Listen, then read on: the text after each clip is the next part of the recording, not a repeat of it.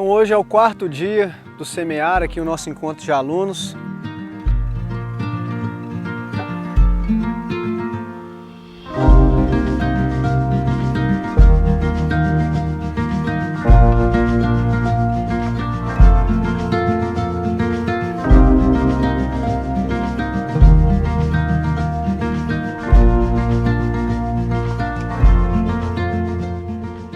E hoje de manhã nós fizemos uma atividade prática nas nossas áreas de agrofloresta com produção de frutas, uma atividade de poda de frutíferas, para o pessoal poder ver, né, os detalhes da poda de cada frutífera, poda de formação de copa, poda de limpeza, poda para frutificação. E aí o pessoal fez exercício de cada um pegar e fazer essa poda. Essa questão da poda também eu recomendo, assim, a gente vai falar algumas coisas aqui, mas eu recomendo aquela mesma dica que eu falei lá sobre as hortaliças, né? Que é fazer um estudo específico para cada espécie. Então, vai plantar laranja, vai plantar muda de citro, dá uma pesquisada sobre isso, ver alguns materiais, pessoal falando sobre variedades, né? Sobre os tipos de poda, a época. A gente tem que ter um entendimento. A gente trabalha com a agrofloresta, que é um sistema complexo, diversificado, só que a gente tem que ter conhecimento de cada espécie que está aqui dentro. Porque cada espécie, a gente está falando às vezes muito do manejo geral do sistema, mas existe um manejo específico para cada espécie, né? Então a gente tem que ter um conhecimento sobre café, sobre as demandas do café, né? Sobre as frutíferas que a gente está plantando, sobre as espécies nativas, as madeiras, tudo a gente tem que ter um conhecimento sobre elas. E aí no caso da frutífera não é diferente. No caso de fruta, pessoal, tem várias podas diferentes que a gente tem que fazer. Na verdade, a poda, ela é a condução da planta.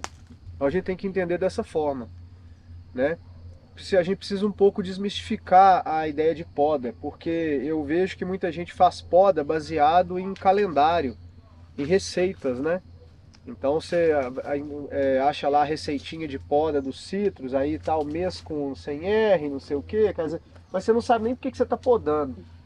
Então você tem que entender a função da poda. A poda é uma maneira da gente conduzir a planta, da gente educar o crescimento dela, né, organizar a copa dela, harmonizar e principalmente harmonizar a planta para a produção de frutos.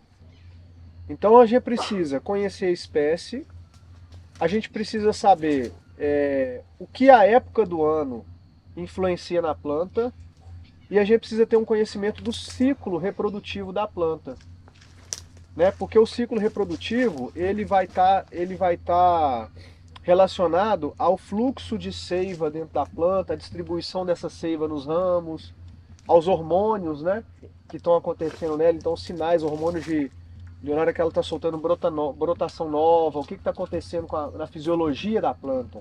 Começou a florir, então o que vai acontecer agora, né, pós-floração, aí vem o enchimento dos frutos, aí vem a colheita, então o que acontece com a planta depois que colhe. Então olhar para a planta e ter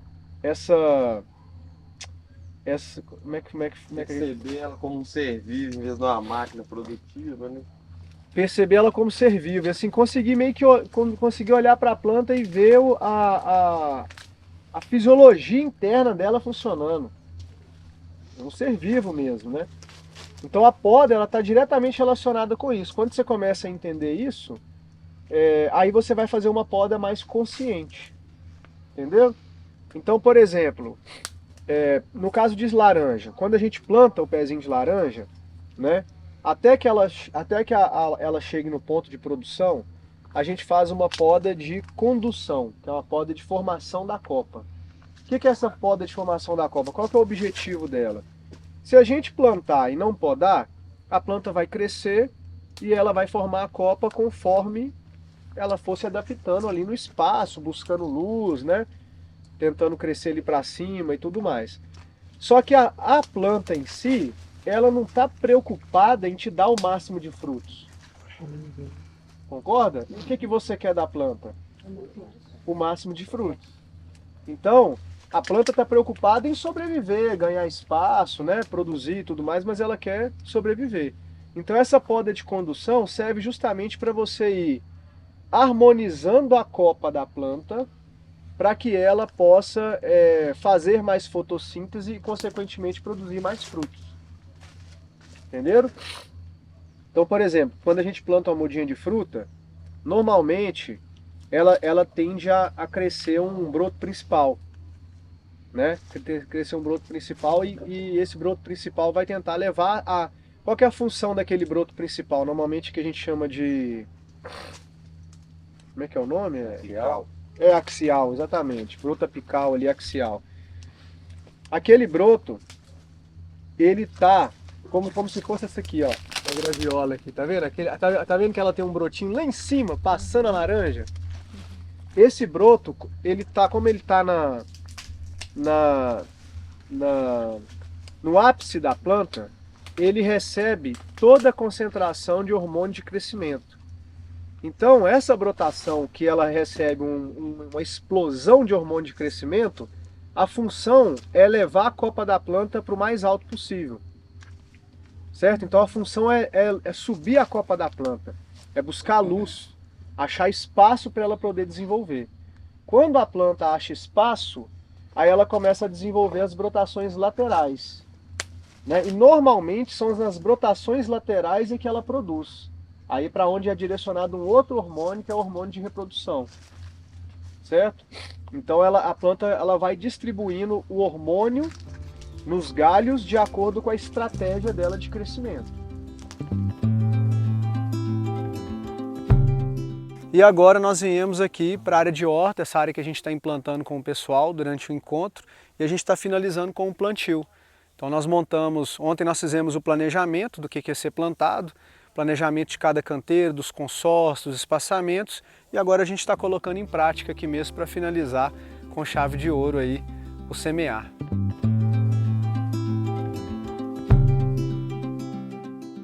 Se tiver muito capim no local de plantio, vocês pegam ele assim, ó, até chegar no canteiro e tira ele para fora, coloca ele do lado da borda, tá? Mas o lance é você ver o solo. Então não pode acontecer de você plantar e ficar em cima da cobertura. Tem que plantar no canteiro. E não precisa também de meter a mão aqui e cavar a terra junto com a cobertura, tá? É só tirar para ver o canteiro ali, ó. Beleza? Aí a gente vai plantar o Jano, essa ferramenta aqui, que é uma ferramenta importada, né? Cara, importei da Alemanha. Trouxe lá. Trouxe. Não precisa, olha só, a gente vai colocar o chuço, né? Coloca ele aqui, ó, e gira ele. Não precisa de fazer isso também não. Ele já é mais ou menos do diâmetro aqui do tubetinho, né? Vou colocar a mudinha. No caso da berinjela, vocês podem enterrar um pouquinho, mais ou menos 1 centímetro do caule dela aqui para firmar. Como se fosse um dedinho aqui acima, aqui, ó. Dá para enterrar, porque aí ela fica mais firme. Na hora que ela começar a desenvolver, ela não vai tombar. Tá bom? Nas outras, a gente não pode enterrar muito, não. Alface tem que tomar cuidado. Então eu posiciono ela ali, lá dentro, ó. Posicionei. E aí com o próprio chuço, que é o nome certo, né? A gente vai enfiar aqui, colocar ele aqui do lado, empurrar a terra lá no torrão. Aí só tem que tomar cuidado aqui para não Furar a isso. raiz. Exatamente, é só mesmo para firmar. Só de você enfiar ele já aperta ali, já chega à terra, ó. Depois tampa os buraquinhos e aí a gente volta um tiquinho de cobertura só para não ficar o solo exposto. Então a muda vai ficar meio num ninhozinho ali, tá vendo? Olha lá, ó. Pode usar a mão para fazer isso aqui? Pode também, só que tem que tomar um cuidado de você não compactar.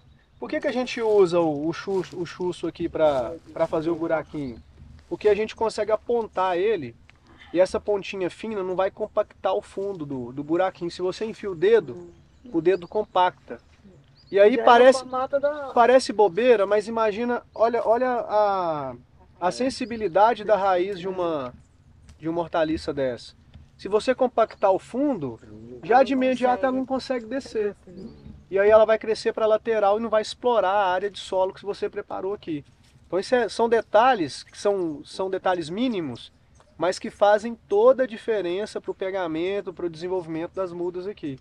Se você faz com o dedo, você já compromete, tá bom? Na hora de apertar a terra aqui, ó, você pode até usar os dedos aqui em volta, mas tem que fazer exatamente o trabalho que a gente fez com o chuço. Não é apertar assim, ó, igual muita gente faz, né? Quando você aperta assim, você não chegou terra na raiz e ainda compactou aqui por cima. E aí vai dificultar da água entrar. Então você pode usar os dedos só para firmar a mudinha. Ela tem que ficar bem firme. Beleza? Eu acho que se cortar a ponta do pauzinho no mesmo formato da bandejinha aqui, não precisa ajudar. Isso, pode também. Fica melhor ainda. Aqui, ó, a selga, pessoal, quando tiver duas mudas, vocês podem tirar uma, tá? Eliminar uma, que elas não... Uma vai atrapalhar a outra aqui. Se foi muda que na hora do desbaste lá, o pessoal não desbastou. Então aqui, ó, a mesma coisa. Aqui tá... Não precisa de fazer um buraco tão fundo, né?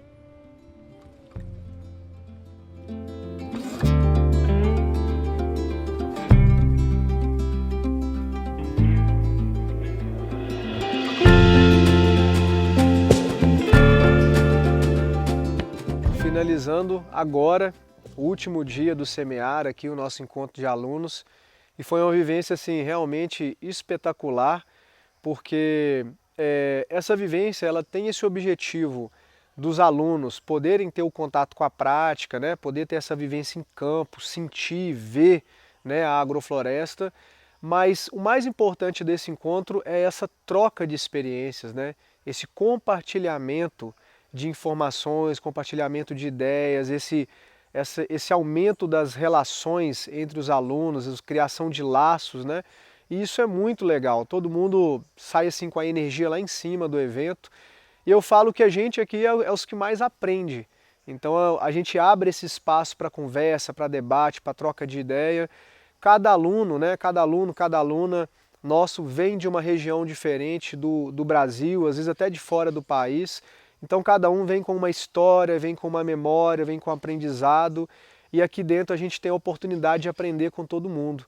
Então eu acho que aqui no sítio está virando um verdadeiro balaio, né, onde cada um que passa deposita aqui um pouquinho da sua história, um pouquinho do seu conhecimento, e a gente vai carregando isso. Então nós somos essa construção de conhecimento que os alunos trazem e contribuem aqui para a gente. E se você gosta, né, desse tipo de vivência, essa vivência prática, mão na terra mesmo, quer poder conhecer o sítio, né, aqui o sítio das Mangueiras, ver as nossas áreas de agrofloresta funcionando, quer participar do Semear, mas não teve a oportunidade ainda de vir, a gente em breve deve estar abrindo novas turmas, e aqui embaixo desse vídeo eu vou deixar na descrição o link para você participar do nosso grupo, que é o Informativo Agrofloresta, que é um grupo no WhatsApp, fechado, mas é um grupo onde a gente avisa da abertura de novas turmas, dos eventos que a gente faz, das aulas que a gente faz aqui no YouTube também, né, as aulas ao vivo, compartilha links, materiais, PDFs, então é um grupo muito bacana que a gente informa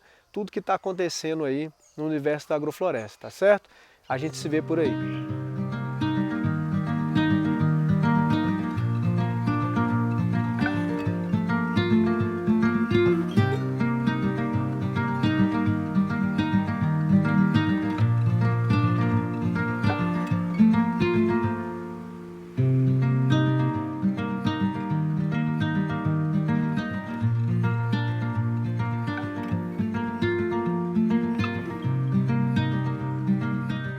Ter esse contato compartilhado, véio, ele traz um empoderamento, um nível de consciência, véio, muito elevado, muito maior do que, por exemplo, quando você está vendo só um vídeo. Quando vem em grupo, vem em turma e vem assim, cada um pensando uma coisa e todo mundo chega, véio, e bate aquele olho e o olho já brilha e conecta mesmo, a experiência é totalmente diferente.